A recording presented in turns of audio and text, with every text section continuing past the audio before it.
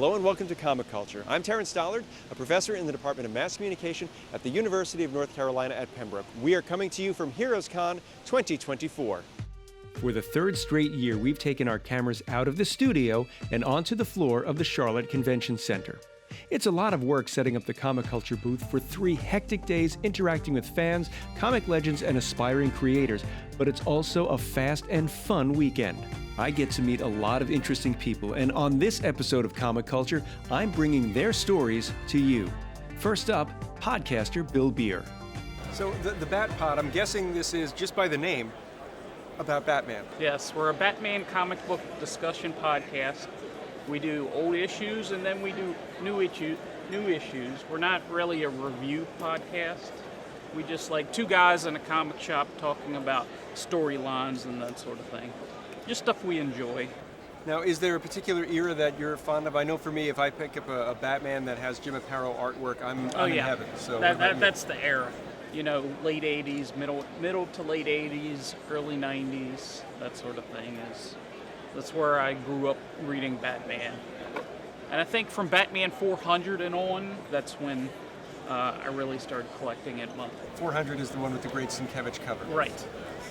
You know, we're at HeroesCon. If you had unlimited budget, what would be the one thing that you could hope to find to take home? If I had a limited budget, you know, first appearances of some of the villains. Poison Ivy, I don't have that one. Mr. Freeze. A couple books like that. Now, as somebody who remembers the Batman 66 TV series, is there a sweet spot? Because that's around the time when Poison Ivy appears in the comics. It's when Batman's on TV. Right. Mr. Freeze, of course, Otto Preminger played him on the TV show. So is that part of the Batman that you identify with, or are you more the... Always. Yeah, that's the Batman that I definitely identify with. And of course, when you see that sort of humor in the comics, that sort of thing, and that's, you know, you had that in the 60s and that sort of thing, that kind of Batman. But yeah, and in my podcast, we play a lot of clips from Batman 66. That's the one thing I have in there a lot. So. And if the folks watching wanted to find your podcast, where can they locate that? It's thebatpod.com. Well, thank you so much. Thank you. Panels are a big part of the convention experience, whether it's a group of editors from your favorite Marvel comics of the 1980s or the panel I moderated about podcasts, which featured Jason DeHart, host of the Words, Images, and Worlds podcast. This podcast, it is sort of an academic look at comics? Academics plays a role in probably everything I do in one way or another. That being said, it's not an intimidating conversation that requires lots of definitions or citations or anything like that. But I'm an educator. I've been a teacher for 17 years now. I think I'm headed into year 18. And so there's a little bit of literacy and English education that flows into everything that I do. So I'll have poets that come on. I'll have fellow educators, scholars, comics creators. It's an open-ended invitation for anybody that's creating comics, creating words, and wants to share about them. When I was growing up, comics were for kids, and they weren't considered great literature, and they weren't considered something that a serious student should be reading, and yet we see in the 80s, Frank Miller and Alan Moore are sort of pushing the envelope to be, I guess, the acceptance of comics as literature. So as you are using comics in education, how are you doing it? Because it seems like, you know, there's a lot more narrative than there is perhaps biographical. So how do you kind of tap into that? There are so many different ways to tell stories in comics, and there are so many different stories. I've become more and more aware of them over the past few years. I was very much a superhero comics kind of thing growing up, and I would read Batman, some of those titles that you were mentioning, Frank Miller. There's really so much more than superheroes that can be told through comics. We have science comics, history comics. If you can think of it, it can pretty well be managed in some way within a comic. But it's surprising how often there are inroads that you can make with comics across languages, breaking things down in terms of Like I mentioned, science comics. That's a great way to think about analysis. And if it were easy and if everybody was on board with it, I would probably find something else to do, because I like to just kind of trouble the waters a little bit and recenter the narrative. And even something like an infographic, if you add some narrative details and some additional elements to it, you've got a pretty decent one-page, two-page comic that you can use. How do you kind of find what you can incorporate into what you do? I'm an avid reader. That's the last thing I do every day before I go to bed. I read books. It helps me unwind, and sometimes it keeps me awake, but it's something that I enjoy. It's a passion of mine, and so I'm one of those people who will always look through the recommendations on Amazon, Goodreads, NetGalley, and there is a good word of mouth too. I have friends that enjoy comics and that study them academically, and so following them on social media and having conversations, it's a great way to keep up, and I use the expression keep up very loosely, because there are always things being published, there are always new books, so it's sort of like bailing yourself out with water when there's more water flowing in, but it's kind of a beautiful thing, especially if you like water, and I do in this metaphoric case, even though I can't swim. With your podcast, you're talking with writers, artists, folks who are involved with comics, but not necessarily. So how do you get this podcast to work, and what sort of things could we expect if we tune in? I think you can always expect a good conversation about literacy and about books. There are certain things that I tend to ask about that I'm always interested in. I'm always interested in connecting readers with books, and so getting to hear the history of how someone got involved in the creating they do, that's always an interesting question. Getting to hear how ideas come, how the process comes. I'm a big fan of learning about the writing process and writing, including illustrating. And so those are things that you can generally count on. And then I always try to give some sort of reference point where people can go and learn more. If the podcast is something that you've checked out the first time, or if you're an active listener and viewer, always the last question, almost always, is going to be some website, some space, an academic resource where you can go and find out more information about whatever we're talking about. Well, that's a great segue for my last question. If the folks watching at home wanted to find out more about you and your podcast, where can they find you on the web? The podcast is on YouTube, it's on Spotify, it's on Amazon, it's on Apple, and if you go to any of those spaces and you look up my name, or you look up Words, Images, and Worlds, you will most likely find it fairly easily. And we've done several episodes. I've been pretty prolific in it, and I just tend to respond when people respond and want to come on. So there are hundreds of episodes out there that people can check out. And you can always find me online doing different things with writing about literacy and sharing ideas. So hopefully that's a pretty open-ended way to go and find out more information. Well, thank you so much. My pleasure. Thank you. Jason wasn't the only educator using comics in unexpected ways at HeroesCon. I met Sturge Bazakis, a writing professor. You aren't just a fan, you are an academic who, from what I understand, uses comics in your teaching. Yes. So how do you sort of incorporate what's generally considered entertainment into something that's otherwise considered academic work? Lots of ways, actually. Most recently, I taught a graphic novel class to doctoral students who are all in literacy studies, usually dealing with children's and young adult literature. But as part of the class, and it's also kind of turned into a research opportunity, I had students not write reflections written, I had them draw comics as responses to the texts. So it was a very interesting kind of experience, because they're used to writing academically, and they're not largely used to writing comics at all. So they had a real crash course in learning just how much time and effort and energy goes into comics. Because a lot of them are like, oh, I thought this would be a snap, and I just go in, I draw some comics, and then they end up taking hours. And then like it's eye-opening for them to learn, like, okay, what actually goes into making these things? Because like they consume them, but they don't necessarily know like what goes into creating them, which is eye-opening for a lot of them. Well, I would imagine if I'm a student taking a class that involves comics and there's an expectation of drawing comics, that I'm going to be drawing comics. But I'm also assuming that there's students who take a class and they're just kind of petrified at the thought of sharing what they're drawing, or they say, I can't draw anything but a stick figure. So how do you encourage them that it's okay not to be perfect as long as I can enjoy it? That's a real common thing. And I show them comics that aren't like dinosaur comics, like the online ones that Ryan North does, that he uses clip art. He's used the same template. I think that's been going for almost 20 years at this point, it feels like. And their comics, they're exactly the same layout all the time. I show them XKCD, which is stick figures. It's not really fancy, but it's more about like the writing and the composition and the thoughtfulness into like what goes into the comic. It can be the words, it can be the design and like how they do it image-wise. And then there's also a lot of online resources that I found. There's programs like Canva, and they use Bitmoji sometimes, like I said, and there's other drawing programs that they've kind of learned to like take photos and like comicify them or something, for lack of a better term.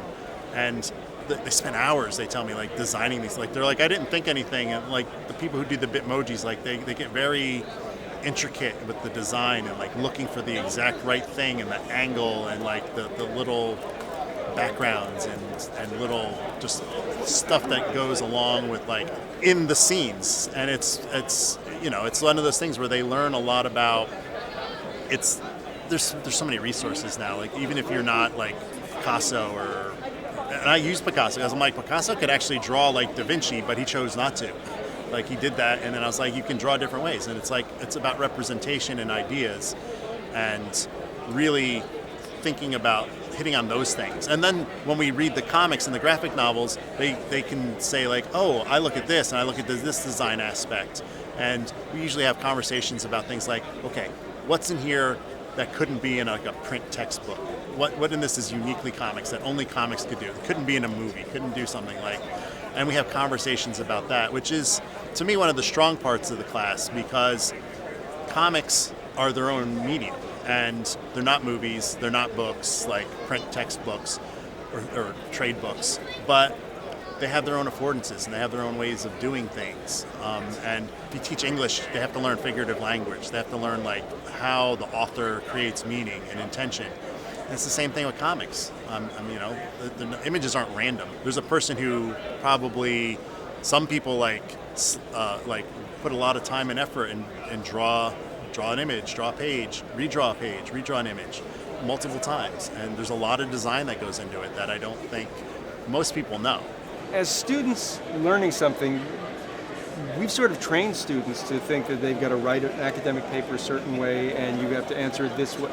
But there's a whole other synthesis that has to go into creating a comic and condensing an idea into a story that somebody can follow. So as you are working with students and sort of retraining them to, I guess, more engage, and maybe you can tell me if this is the case, they sort of have to engage with the information in a new and perhaps more meaningful way for them in order to present it to an audience in a comic.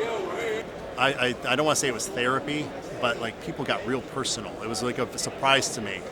And they, like you said, it's not quite academic writing, but it was meaningful writing, and it's like in a different mode. And it was something that kind of surprised me because it was very thoughtful. And at the beginning, usually they're short, and then for some of them, they got to be long. Like I'd ask for a response, and I'd say just do a page, and I'd get like 6-7 pages because they were like it had to go. And someone would experiment with techniques and things like that, which was really fascinating, like clip art or like showing like altering images and doing like lots of. I mean, there's so many things you can do aside from drawing with images now, and it was really fascinating to see kind of what they came up with. Well, thank you so much. No worries. Thank you for having me. The Comic Culture crew wasn't the only show working the convention. I met North Carolina YouTubers Chris and Josh Boyd, known as the Brothers Boyd. It's amazing how a convention like this, working at a convention, meeting people, and it really will help you kind of grow your brand. So what's the strategy for your YouTube channel? Really, our strategy is to reach as many people as we can and share our love of all things pop culture, whether it be comics or movies or things like that. And what we want to do is just continue to grow and continue to move out beyond just the state of North Carolina and just continue to grow the channel. And really, for us, it's just, and I know Josh will agree, we just have fun doing it. So we want to bring a little bit of our joy of doing it to the viewers that are watching us. If I'm watching, what could I expect to see? Comics, we do conventions. A couple weeks ago, we were in Raleigh at the Horror Fest. It was Carolina Fear Fest. So we try to cover all the angles of everything that we have a fandom for. So our pop culture is Star Wars, He-Man, Superman in the comics. Chris is a Batman fan. We try to hit on all those things. And as fans turn pros or journalists, how do you sort of temper that, I really like this stuff, with the, I want you to like this stuff, to the audience? What I try to do whenever we do review a comic or something is I give them my opinion, but I also give them the things that made me really like the comic. And I hope that my excitement and my exuberance for the book will expand out to whoever may be watching the podcast and say, hey, that sounds pretty good. Let's go check this out.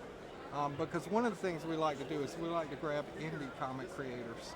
We bring them in, we let them talk about their comics, and it helps them get a platform where they can talk about their comics and share it with other people. Yeah, and we want to bring information to the people. Whenever we do a convention, we try to do a pre-show with the showrunner where we record and talk about everything that's going to be at the show. So if you're kind of on the fence about going to a show, you know what's going to be there and you know whether it's going to be the place you want to be or not. Hopefully it gets you excited about it and gets you there, because we mentioned that one thing you were looking for that you didn't know was going to be there.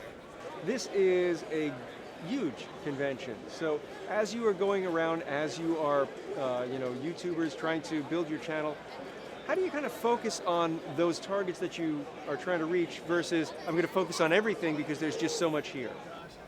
I think you have to kind of do it like in stages. One of the things we did when we got here last night is we walked around and we checked out the lay of the land basically and said, okay, this is what we want to do when we get here tomorrow. So as far as focusing on, what we do is we want to focus on the vendors. We want them to be spotlighted. But we also want to focus on the average person that's walking around too, because we know that's the people that are going to be watching our shows. So. And we always try to go around and focus in on the indie creators, get them to give us what we call an elevator pitch for their book, and then we will take that and put it on our channel to help promote their book. So we go for that promotion of these local indie creators who may not get everything they get with Marvel and DC and all of the bigger companies. And if the folks at home watching wanted to find you on YouTube, what's your channel name? We are the Brothers Boyd. Very simple, Yes. Just the Brothers Boyd. Make sure you add the D, because the Brothers Boyd is a bluegrass band. Yes. So, yep. People attending HeroesCon aren't just fans of comics. It's not uncommon to see a wide variety of fandoms represented, like Edgar Rice Burroughs fan Aaron Oliver. We are a new chapter of the Burroughs Bibliophile, which is an international organization that works to promote and preserve the legacy of Edgar Rice Burroughs and all his works. I guess you could call him the original creator of the superhero. Tarzan, John Carter of Mars, David Ennis of Pellucidar. All three of those characters alone you actually see in Schuster and Siegel's Superman. The ability, before he could fly, he was just leaping. John Carter leaped his way across Mars. Now, I think a lot of us are familiar with Tarzan, maybe a little less familiar with John Carter, and I will admit I haven't heard of that last character. David Ennis? David Ennis. So, it seems that an organization like this is important to pop culture because we need to remember the shoulders on whose, I guess the giants on whose shoulders we're standing. That's right. So That's right. what does this organization do to sort of make sure that we don't forget these characters and these authors? Our state chapters, and we serve both North and South Carolina, we're sort of in our infancy.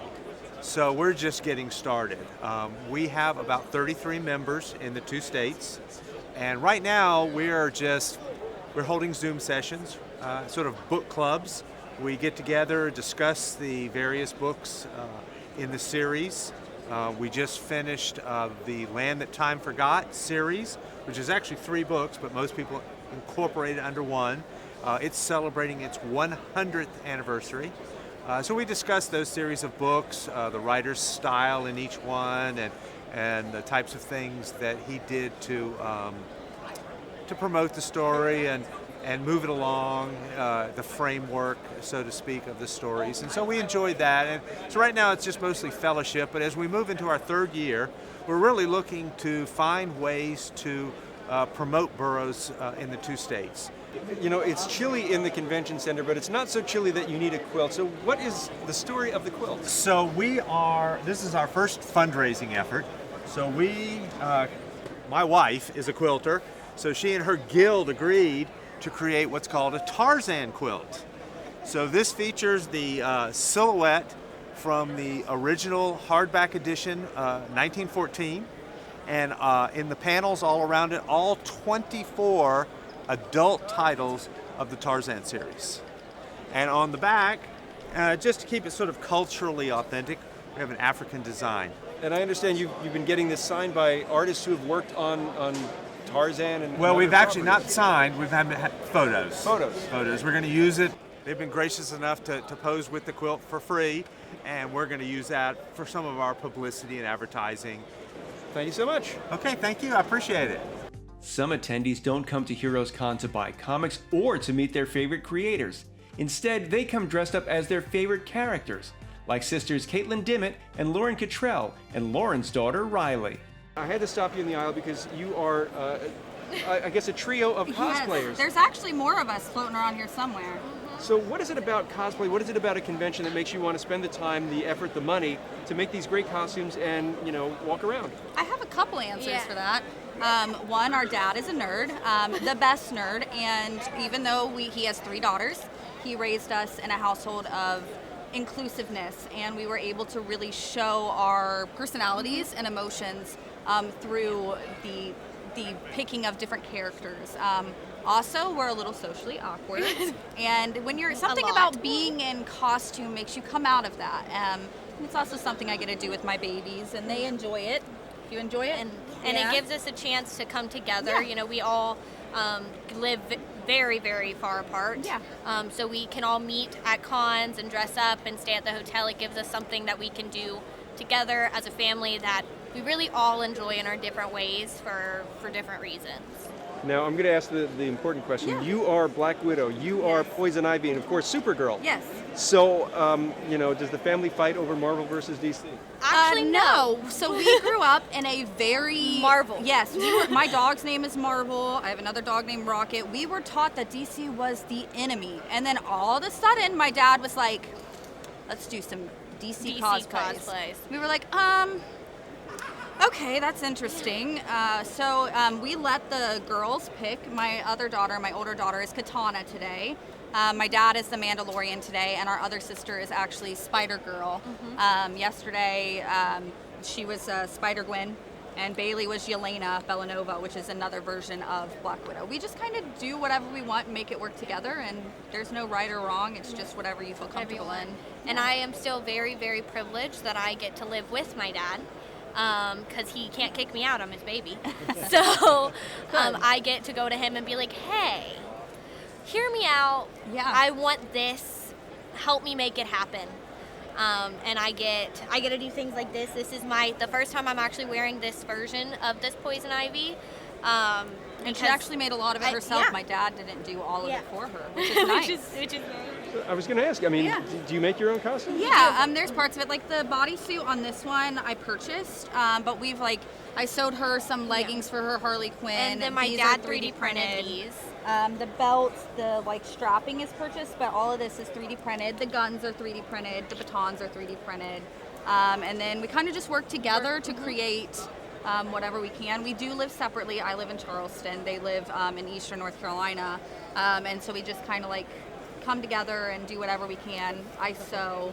My dad's learning to sew. Yeah. She's good at hot gluing. I'm great at hot gluing. Mine is hot glue. Like the leaves, there's no way to individually sew these on. I would be there forever. Yeah. Hot glue is a cosplayer's best friend. It is. Everything is kind of just Whatever a we little can skill find. of everything. And we've just kind of learned. My dad always taught us that you're only limited by your imagination. On the third day of HeroesCon, I spoke to fan Terry Blackman. What is it about a convention like this that makes you want to, spend a day or two walking around and checking things out? It's just the people, honestly. It's just such a great environment to be around. You have your fans, you have your dealers and people that you know. Just having a great time with people that you know. As you've been here this weekend, what's been the thing that surprised you the most? The amount of people that I see every single year is it's always growing. It's like more people and it's like more books out there for people to buy and everything. It's just like a variety of everything for everybody to enjoy. And as you were walking around interacting with people, this is a friendly place, but have you just had that random conversation with somebody about something that you share an interest in? How's that community sort of? Yeah, it's like everybody here. Like everybody has like common interests of like comic books and art, and like that's it. It's like those main two things that go together. Then like you have your other niches things like like the indie island, for example. Like the indie art and everything. People that also like. So it's a bit of everything for everybody. And if you were walking around and there was one thing you could get, whether it was a comic, whether it was a signature, whether it was a piece of original art, is there something that you wish you could get? Wish I could get. I saw an All-American Comic 16 earlier. I wish I could get that. If you had unlimited resources, you're digging into old Green Lanterns. Golden Age, more specifically, just anything Golden Age or Silver Age, like very high grade, because at that point, I could get it if I had the resources to get them. And I'm going to ask you the most contentious question I could ever possibly ask someone. Are you a bag and board or are you a slabbing fan? I do both, but typically, like, I just bag and board my stuff. If it's like an expensive item, I'll just slab it. Well, thank you so much. That's all the time we have for this episode of Comic Culture. Thank you so much for watching. We'll see you again soon.